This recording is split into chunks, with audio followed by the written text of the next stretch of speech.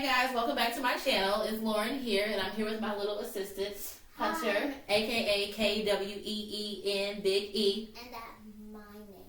Queenie. And we are here today to talk to you guys about 5 tips to help with pivoting in your professional career. Like me, many of you I know are also in a transitional phase. So we just want to talk about some ways that you can counteract that and prepare for that. So before we get into that, I want to say, hit that subscribe button down below and please subscribe to my channel. I'm trying to post more videos. I think this is like my second video in 8 weeks. Even though the last one didn't make it to YouTube, it got left on Facebook, but that's okay. We're working on it. But yeah, hit that subscribe button. Follow us on Instagram at LaurenEnchanted.co. Like my Facebook page at LaurenEnchanted. And hit my website at www.LaurenEnchanted.co. This is my little background dancer. This is my one-man hype team. Before we get into that though, I do want to say, go like Miss Mermaid also on Instagram. It's my friend Danielle's clothing boutique, and I really do like this outfit. I wear it around the house all the time because I don't really go anywhere that often. I mean, I do go places, but I just don't wear it out that often. Or it's not really, for the places that I go. Yes, I'm adjusting my boobs because I have gained like a lot of weight. I mean, my weight always fluctuates, but I've lost a lot of weight this year, but prior to that I had gained a lot. So it's just like my bras are at an awkward stage, my clothes are at an awkward stage. I've been losing weight lately. This fupa will not budge. So if you have suggestions on how to get rid of a fupa, let us just know. And then I did wash my hair today because we have a very tight schedule at all times. So it's like I have to try to get everything in any way I can. So yeah. So without further ado, I don't want this video to be super long. So I'll try to get right into these tips. And yeah, you guys know hopefully this is closer to the end of a pandemic, but we have been dealing with the pandemic all year long. It has not been fun. There have been fun times we were off work. I think, at the beginning we were all happy to be home, working from home. And then probably about 6 months in, it was like, you know what, I'm tired of being up in this mode. It's been a very transitional time for all of us. A lot of people are having to transition in their roles. Maybe you want to, maybe you don't want to, you're just being forced to. Maybe you're thinking about it in the next year or so. And so these are just some things to kind of throw around in your brain as you think about the big picture. So the first thing I would say, first and foremost, is take advantage of free education. So during the pandemic, there were a lot of agencies that offered free certifications, free classes, and things like that. I hope you took advantage. I sure did. I'm still taking mine. I'm in the process of getting started to take, because God bless these agencies, but sometimes, you get a little lost in the shuffle, and that's okay. I'm not mad. I'm just grateful I can still continue on. But I'm trying to get a CompTIA certification, I think is what it's called. And I'm hoping that's the first of many. I'm really trying to force my way into that tech field. So we'll see what happens. I have run on some tech clients, but this isn't about me. So I did what I did. I saw some people get their CDLs, whatever. It doesn't matter. If there's a free skill out there to be learned, learn it, because any other time people are going to charge you. Another special thing about this pandemic has been that people like myself with college degrees have been allowed to come in and take advantage of those opportunities, whereas before it was not for us. And so, again, take advantage of that. The other free trainings that are out there, if your job offers tuition reimbursement, I would 110%, 200% encourage you to take advantage of that. Okay? If somebody's going to pay for you to go to school, I don't care if you want to go to school or not. Find something that you're slightly interested in even, and just sign up for the classes. Okay? Free school is free school. Ask anybody with student debt, with student loans. Take advantage of those. You increase your earning potential. When it comes time for your raise, you can say, well, when I got here, I only had these skills. Now I have these skills, and they may try to say, well, we paid for that, so that was your raise. Don't take that bullshit. Get your money. Number 2, when you go to another place, now you can say, hey, I have all these skills. I was making, $50K in my last job, but y'all gonna pay me $60K because now I have this extra skill set. Or if your job closes down, whatever. Take the free education and use it. Don't be foolish. Nothing in life is free. So when something free comes along, that don't mean you need to take it, but you should at least be like, is this something I need? Because everything, just because you can, don't mean you should. But sometimes you should. I should be wearing ruby slippers. You should be wearing ruby slippers. You can go get your house shoes if you want to. No. Okay.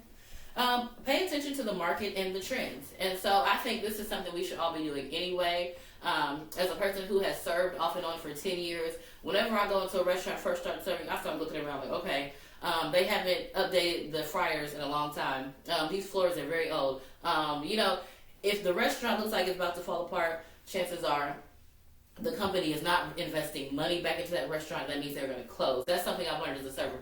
Same with different grocery stores and department stores. There are some grocery stores on certain sides of town where they are not putting the same money in as they put in other ones. For example, Kroger. Devington Kroger versus the one in Fishers. Devington Kroger closed.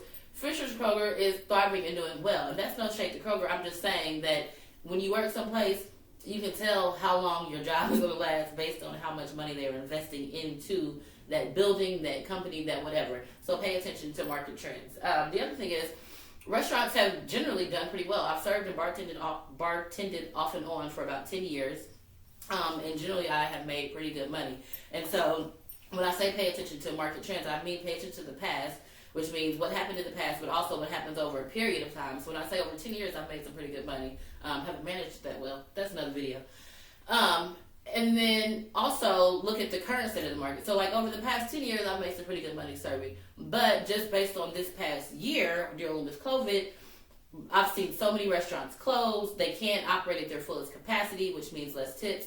Some restaurants have moved their system to where they're working with half the time you serve, half the time you just get tipped out and you're a server partner. So things have changed in the restaurant. So just looking on that market is like telling me, okay, Lauren, it's time to start thinking of some other avenues of income, if that makes sense. Pina, I'm sorry if you're bored, but I do appreciate you for sitting here with me. You're such a good companion. And then number 2, pay attention to the market trends. I will use my side hustle or my business, I guess, for this example with LT Writes. I've largely done mostly copywriting. And lately I have been getting into some marketing tasks. Copywriting goes with marketing. It all goes in together. And I'm not opposed to doing those tasks. But what I will say is I have found that the marketing field is pretty saturated, especially within small businesses. And so to that, I would say, if you find that your market is overly saturated, it's probably time. It probably means that you're a little late to the party, okay? And I hate to say it, it's not to mean you can't make money in a saturated market. You absolutely can. But, okay, hear me out. The doers and the shakers and the money makers are focusing on what's coming next, okay? So if your market is saturated and there's, copywriters everywhere, everybody's making websites, okay, what's the next trend? What's the next thing that's coming that I can get ahead on and start learning about and start marketing myself as an expert on that or as somebody who knows that? Pay attention to the markets, look at the past, look at the saturation, look at your skill set, what you need to learn, and go from there. Number 3, pretty simple, but network and preserve your bridges, okay? Your net worth is not always, it's not always determined by, but it's always connected to your network. I will say that again. Your net worth is not always determined by, but it's always connected to your net worth. And what I mean by that is, I don't want to say birds of a feather flock together because I'm definitely not just like all my friends. All my friends aren't just like me. But you want to be around people who are thinking the same wavelength as you, who are smarter than you, but who are just as innovative, just as ambitious, just as pushy and aggressive as you. Your next gig, your next job may come from your network. You never know. So don't burn bridges. People always say, oh, you're so nice. And it's not that I'm being fake, but it's just like, we all have more to gain from each other by being nice than we do by being, nasty or shady or whatever. I mean, it number 1, it costs you nothing to be nice, but number 2, you just never know when somebody's gonna need you or when you're gonna need somebody. So just shut your mouth, be nice, and keep that network going.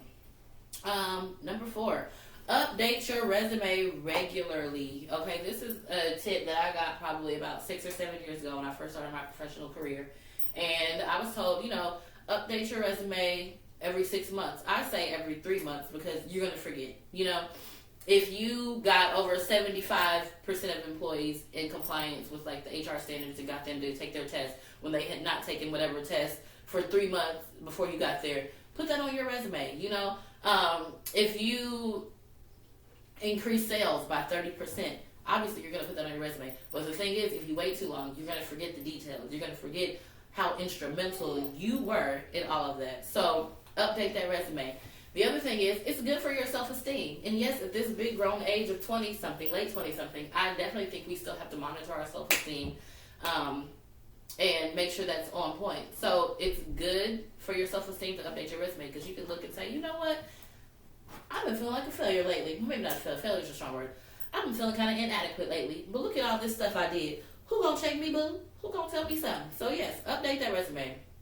And then last but not least, this one has helped me a lot. Find a niche or a specialty. And I tell my clients this all the time. I may have even said this in a blog or YouTube video before. I started out on Fiverr with just a general post saying that I was going to write blogs. And over time, I was like, well, this person's page is getting a lot of hits. What can I do to, so I'm like, well, what do I like to write about? What do I like? And I love music. So I made a post. And it also really cooks my grits when I see people who are not really, I won't say black, because you don't have to be black to really understand hip-hop, but people who aren't really hip-hop centered or aren't, urban, I don't like the term urban either, but aren't centered in the culture, that don't really know enough about it, didn't grow up in it, didn't grow up, don't know enough. I hate when I see these reviews saying, oh, Kendrick Lamar's album was good, but it lacked blah, blah, blah. Like, honey, how do you know? How do you know? And so I decided to make a post saying that I would write culturally correct, or culturally, I guess, not sensitive, but just, I'm in the culture, okay? Blogs about hip-hop and rap music. And that gig got so many hits. It's still probably my most popular gig on Fiverr. And from that, I learned, you know what? Find a specialty. Find something that you are good at. Find something that you like and hone in on it. It doesn't have to be hard. It doesn't have to be anything super crazy, but just find a specialty. Surgeons make more than regular doctors because they found a specialty. Some beauticians say, oh, I'm only doing wigs. Or some beauticians say, I'm only doing natural hair.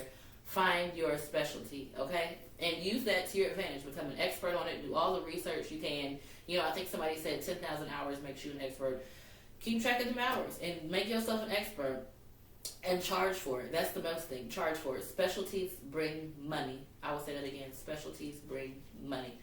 So those are my 5 tips for pivoting in your professional career. Thank you so much for watching our video. Please hit that subscribe button and like this video. Please do both. Follow me on Instagram at LaurenEnchanted.co. Like my Facebook page at LaurenEnchanted. Did we forget anything? Yeah, you missed my part. Oh, well, you say your part. I'm sorry. And don't forget to come to my channel and get the bear plushie. And check out my favorite Instagram photos if you like. And don't forget to watch me on Gotcha Studio, Gotcha Life, and Gotcha Club. YouTube for Peanut is coming very soon. Again, we don't really have a lot of time, but we got a lot of ambition, a lot of ideas. So Peanut's YouTube is coming very soon. Thank you guys so much for checking out our video, and we will see you all next time. Peace out. You want to say bye? Yeah, bye. All right. So. Good deal.